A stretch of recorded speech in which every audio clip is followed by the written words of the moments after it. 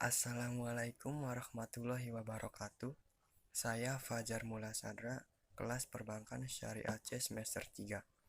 Di sini saya akan mempresentasikan materi vintage. Apa itu vintage? Vintage adalah singkatan dari finansial teknologi yang berarti teknologi keuangan. Yang dimaksud vintage adalah inovasi teknologi yang dikembangkan dalam bidang finansial, sehingga transaksi keuangan bisa dilakukan dengan praktis, mudah, dan efektif. Selanjutnya, manfaat finansial teknologi di Indonesia. Yang pertama, transaksi keuangan jadi lebih mudah. Dengan adanya vintage, maka ketika akan melakukan transaksi finansial, Anda tidak lagi harus pergi ke bank, karena hanya melalui ponsel pintar atau smartphone, segala aktivitas keuangan bisa diselesaikan dengan mudah. Yang kedua, akses pendanaan lebih baik. Berkat vintage, teknologi keuangan berkembang pesat hingga menjangkau berbagai kalangan masyarakat. Hal ini mengakibatkan semakin banyak orang memahami cara mendapatkan bantuan pendanaan untuk menunjang kegiatan-kegiatan harian mereka. Yang ketiga, taraf hidup masyarakat meningkat. Manfaat vintage satu ini masih berkaitan dengan manfaat vintage sebelumnya. Pendanaan lebih baik, maka masyarakat bisa menggunakan dana tersebut guna membiayai aktivitas konsumtif dan produktif mereka. Akhirnya taraf hidup dan kesejahteraan masyarakat pun meningkat. Yang keempat, mendukung inklusi keuangan. Yang dimaksud inklusi keuangan adalah keterlibatan masyarakat dalam transaksi ekonomi, mulai dari jual beli, iuran, sampai simpan pinjam. Kemudian teknologi vintage telah menjembatani berbagai transaksi ekonomi tersebut, sehingga inklusi keuangan pun makin meningkat. Yang kelima, mempercepat perputaran ekonomi.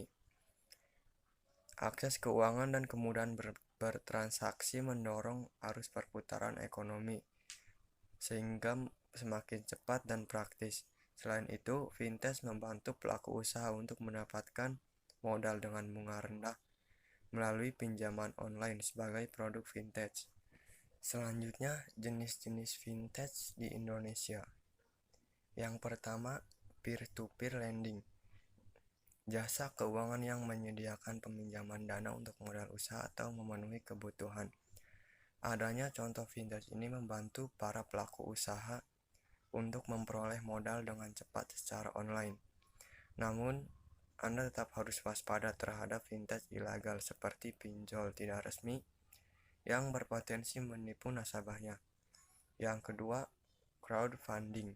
Crowdfunding adalah produk vintage sebagai platform mempertemukan pihak yang memerlukan dana dan pihak donatur dengan jaminan transaksi secara aman dan mudah. Yang ketiga, e-wallet. Jenis vintage yang berikutnya adalah dompet digital atau disebut juga dengan e-wallet.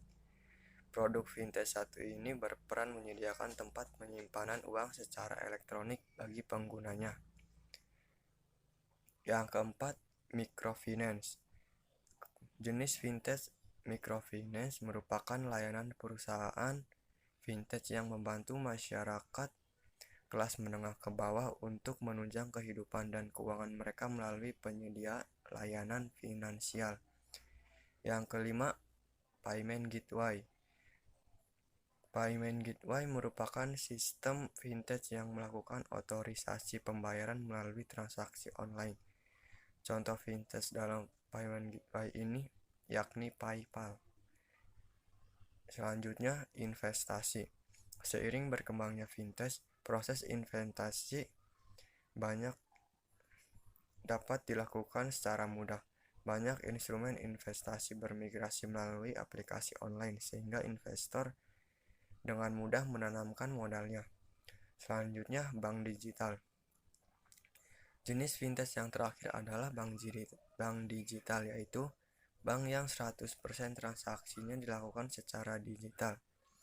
Bank digital berbeda dengan mobile banking karena dalam transaksi banking masih berkaitan dengan offline, sedangkan bank digital 100% transaksinya elektronik. Sekian dari saya. Wassalamualaikum warahmatullahi wabarakatuh.